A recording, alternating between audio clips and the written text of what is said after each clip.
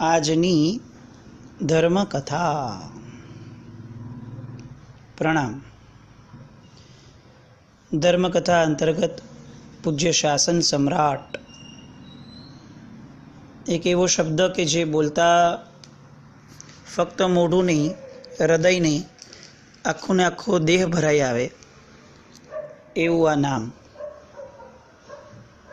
જેમની આચાર્ય ભગવંતોની પાછળ મહારાજની જગ્યાએ જનરલી આપણે મહારાજા શબ્દ વાપરીએ છીએ. આ એક એવું નામ હતું કે જેની પાછળ આ મહારાજા શબ્દ એ જેન્યુઇનલી અપ્રોપ્રિએટ લાગતો હતો. પૂજ્ય નેમિ સુરીશ્વરજી મહારાજા. ગઈકાલ સુધી આપણે જોયું કે દીક્ષા થઈ 1.5 થી 2 વર્ષનો સમયગાળો, એની અંદર સંસ્કૃત વ્યાકરણ ભણવાની પોતાના ગુરુની ઈચ્છા એને પૂજ્યશ્રીએ કેવી ગજબનાક રીતે પાર પાડી. કર્ણાવતી ખાતે પૂજ્યશ્રીની વડી દીક્ષા, પાછા ભાવનગર પધાર્યા. પૂજ્યશ્રીની તબિયત થોડી ઘણી નાદુરસ્ત અને એ પછીથી ક્રમબદ્ધ રીતે આગળ વધતા પોતાની જન્મભૂમિ મહુવા ખાતે ચાતુર્માસ નક્કી થયું. જનની જન્મભૂમિશ્ચ સ્વર્ગાદપી ગરીયસી. મા અને માતૃભૂમિ આ બંને સ્વર્ગ કરતાં પણ વધારે મીઠી છે. એ બંનેનું ગૌરવ એ સ્વર્ગના ગૌરવ કરતાં પણ વિશેષ હોય આવી આપણી અનેક સુભાષિતો માતૃભૂમિ માટે અને મા માટે આપણા શાસ્ત્રોમાં છે. પૂજ્યશ્રીએ નાનપણ, જન્મથી લઈને આખું નાનપણ જે ગામમાં વિતાવ્યું, જે ગામમાં બાળક બની અને એમને બધા ભણાવતા હતા, શીખવાડતા હતા, ટોકતા હતા, શિખામણો આપતા હતા, એ જ ગામમાં આજે પૂજ્યશ્રી બધાથી ઊંચા સ્થાને બેસી અને બધાને ઉપદેશ આપવાના હતા. આખી જિંદગીની અંદર મા બાપ માટે સૌથી વધુ ગૌરવશાળી જો કોઈ ઘટના હોય તો એ હોય કે પોતાનો દીકરો પોતાની હાજરીમાં પોતાના તમામ સ્વજનો અથવા જગતની ઉપર આવો કંઈક ઉપદેશનો ઉપકાર વરસાવે અને જગત એના થકી કંઈક પામે, આવું પોતાની હાજરીપૂર્વક જોવું એ કદાચ માતા પિતાના જીવનનું શ્રેષ્ઠતમ ગૌરવ હોઈ શકે. અને આવું જ ગૌરવ મહુવામાં એમના માતા પિતા એ અનુભવવા લાગ્યા. મહુવાની અંદર પ્રવેશ થયો અને ત્યાર પછીથી અલગ અલગ પ્રકારના ગ્રંથો વગેરે વાંચવા માટેની વિનંતી થઈ અને એ વિનંતીમાં સાહેબે 4 ભાવનાઓ, મૈત્રી, પ્રમોદ, કરુણા અને માધ્યસ્થ, આ ભાવનાઓ પરનું વિવેચન શરૂ કર્યું. દિવાળીબેન અને લક્ષ્મીચંદભાઈ એવું અનુભવતા હતા કે આ જાણે અમારો નહીં, અમારા આખા કુળનો નહીં, પણ આ જાણે આખા ને આખા મહુવાનો ઉદ્ધારક આપણા ઘરે જન્મ્યો હોય એવું એક ગૌરવ એમના મનમાં પ્રગટ થતું ગયું. અને સાહેબે પણ એ એમની સ્થિરતા દરમિયાનમાં મુક્ત મને પ્રવચનનો અમૃત પ્રવાહ, વિધવિધ તપ, આરાધના, પૂજા, પ્રભાવના અને શ્રી વિતરાગ દેવની ભક્તિ, આ બધા સ્વરૂપોને અતિશય જાજરમાન રીતે પરિણમાવ્યો. જ્ઞાનીઓનું કામ જ્ઞાનની પરબ માંડવાનું હોય, જ્ઞાનને વહાવવાનું હોય. આપણે ત્યાં શાસ્ત્રોમાં પણ જ્યારે જીવને સિદ્ધિ થઈ જાય એ પછી શું કરવું, કારણ કે હવે તો સિદ્ધ થઈ ગયું તો બધું કાર્ય પૂરું સંપન્ન થયું, તો કે ના, સિદ્ધિ પછીનું સ્ટેપ આપણે ત્યાં આવ્યું વિનિયોગ. તમને સિદ્ધિ થઈ ગઈ છે, જે જગતની કરુણાની ને ઉપકારની ધારા થકી તમને સિદ્ધિ થઈ, એ જગત સાથે આ સિદ્ધિનો વિનિયોગ કરવો, એ પણ એક કર્તવ્ય સાધકનું કીધું છે. સાહેબને પણ આવું જ લાગ્યું કે જે જન્મભૂમિમાં મારું જ્ઞાનનું મંડાણ થયું હતું એ જન્મભૂમિની અંદર એક વ્યવસ્થિત પાઠશાળા જો સર્જાય તો જ કંઈક આ જન્મભૂમિમાંથી જે રત્નો પાકે છે એમનો ઘાટ ઘડાય, એમનો ઘડતર થાય. અને સાહેબે ધાર્મિક સાથે સંસ્કૃતનો અભ્યાસ કરાવતી એક પાઠશાળા સ્થાપી, એમની નિશામાં સ્થપાઈ. સાહેબે જેવું વાતનું વહેણ મૂક્યું એવું તરત જ ત્યાંના મહાજન અને શ્રેષ્ઠીવર્યોએ ઝીલી લીધું અને લોકોના પઠન પાઠન ઉપયોગી એવા તમામ પુસ્તકો વગેરે મંગાવી આપ્યા અને મહુવાની અંદર પાઠશાળા, ધાર્મિક અને સંસ્કૃત અભ્યાસની પાઠશાળા સ્થપાઈ. પૂજ્યશ્રીના વિહારના દિવસો નજીક આવવા લાગ્યા અને એ સમયે એક ઘટના બની. આખા ચોમાસાની અંદર સાહેબે અષ્ટક પ્રકરણ, જ્ઞાનસાર વગેરે ગ્રંથોનું વિવેચન કર્યું. સાહેબના પિતાશ્રી સાહેબના જન્મ પહેલાંથી વૃદ્ધિચંદ્ર મહારાજ સાહેબના અનુયાયી અને બહુ જ જ્ઞાન પીપાસુ. આપણે આગળ પણ જોયું કે એટલા પાપ ભીરુ હતા કે એમને વ્યવસાય પણ પાઘડી બાંધવાનો સ્વીકારેલો, કારણ કે બીજા બધા વ્યવસાય કરતાં આ વ્યવસાયમાં પાપ ઓછું હતું. આવો ધર્મ જેમને પચાવ્યો હતો એવા લક્ષ્મીચંદભાઈ સાહેબ પાસે આવ્યા. ખૂબ રુદનપૂર્વક એમણે સાહેબ પાસેથી પોતાની અંદરની ભાવનાઓને વ્યક્ત કરી કે તમે ચારિત્ર લીધું એ દિવસે મને ઘણો દ્વેષ ઉત્પન્ન થયો હતો, પણ તમે હકીકતની અંદર દીક્ષા લઈ સંસાર ઉપરથી રાગ ઉડાડ્યો અને આજે આ વાતને હું અંતઃકરણપૂર્વક સ્વીકારું છું, કારણ કે મારી નજર સામે તમારું આખું ચાતુર્માસ હતું.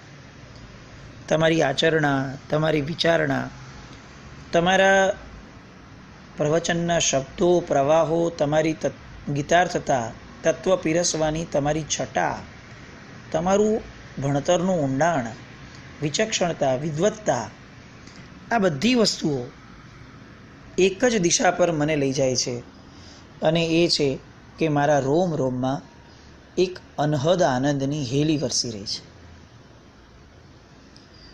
તમે પૂર્વના આચાર્યો જેવા ગણતરીમાં આવશો આવો મને ભાવ પ્રગટે છે.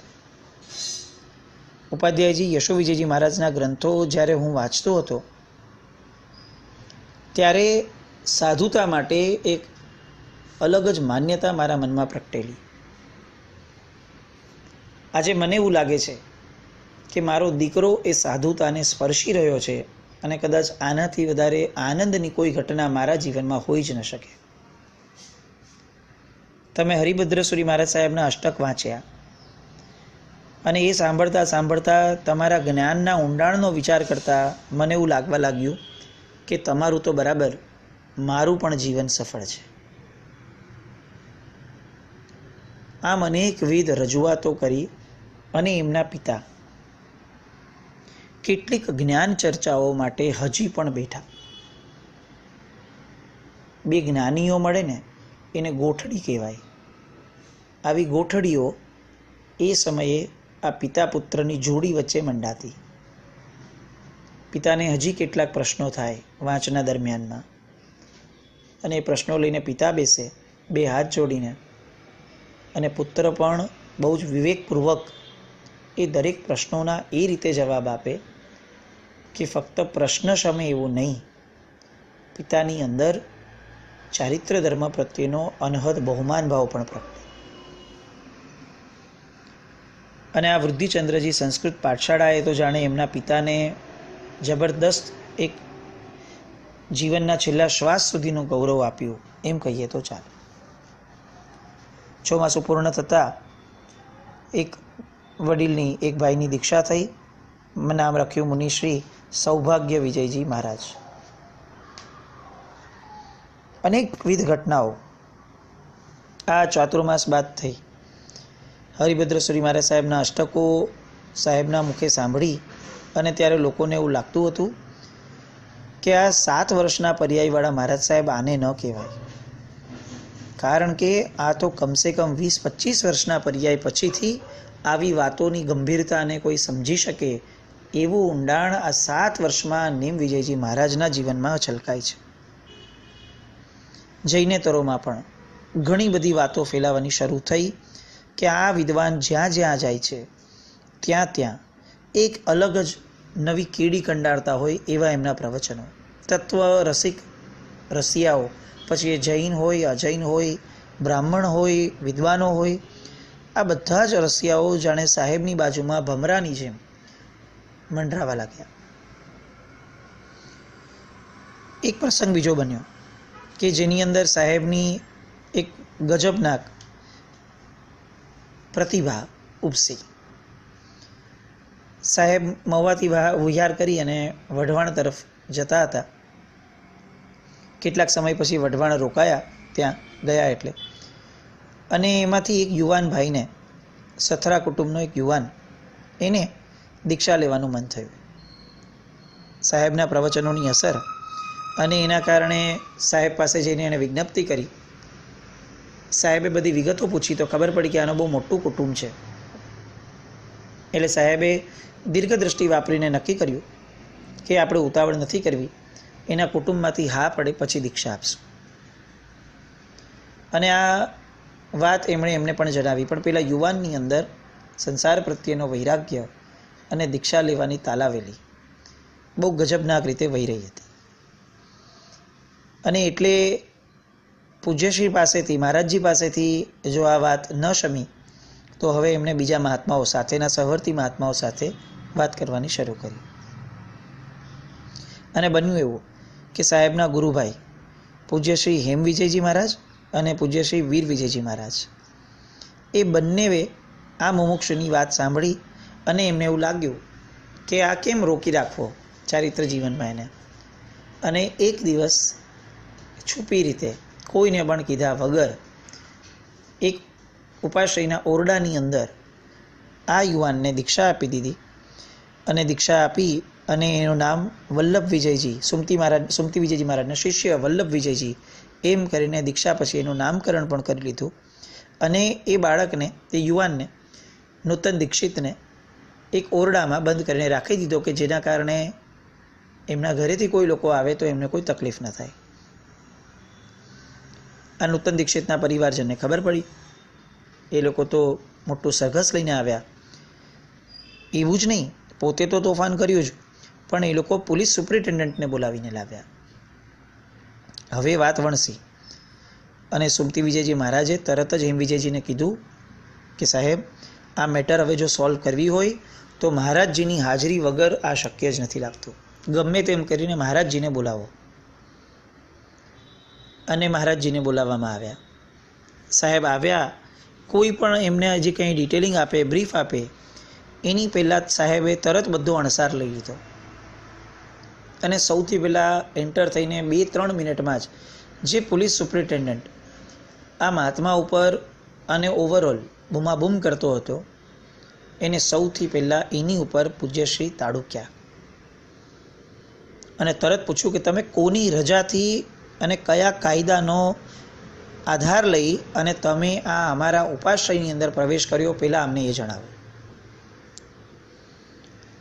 સુપ્રિન્ટેન્ડન્ટે કીધું કે મને ઠંડો પડી ગયો. પહેલાં તો એને કીધું કે મને આવી રીતે કમ્પ્લેન આવી છે.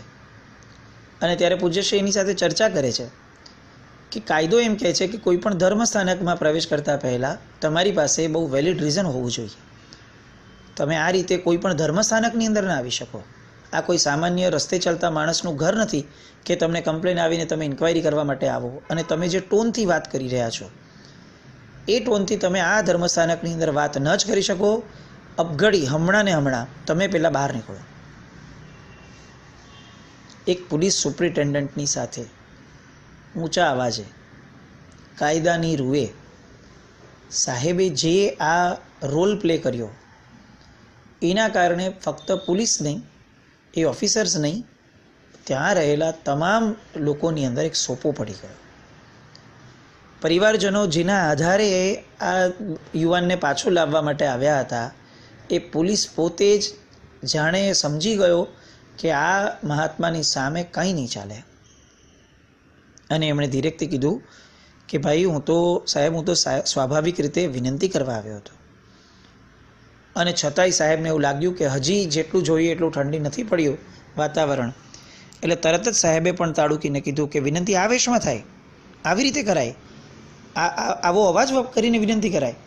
તમારો અવાજ ઠીક કરો, તમારો વેશ ઠીક કરો, અને આ જોડા પહેરીને અંદર કોણ આવ્યું છે, બધાને બહાર કાઢો. એમ કરીને સાહેબે જે ખુમારી બતાવી, લોકો થરથરી ગયા.